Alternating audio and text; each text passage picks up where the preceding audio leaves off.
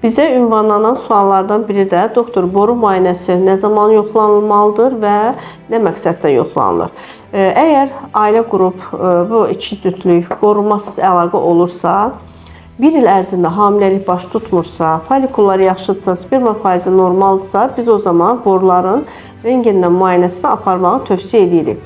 Çünki boru keçiriciliyi hamilə qalmaq üçün əsas şərtlərdən biridir. Qadında 2 dənə uşaqlıq borusu var və 2 uşaqlıq borusunun ikisi də normal keçiriciliyə malik olmalıdır ki, normal cinsi əlaqə zamanı xanım təbii yolla hamilə qala bilsin. Boruların müayinəsi aparılır adətən aybaşı siklının 7, 8, 9, ən gücü 10-cu günündə və bu ərəfədə mütləq biz tapşırırıq ki, menstruasiya qurtardıqdan sonra boru müayinəsinə gələnə qədər cinsi əlaqədə olmamalıdır və xanımda irinli ifrazatlar, infeksiyalar olmamalı ki, biz boruların müayinəsini edə bilək. HCC Clinical Hospital. Sağlamlığınızı bizə etibar edin.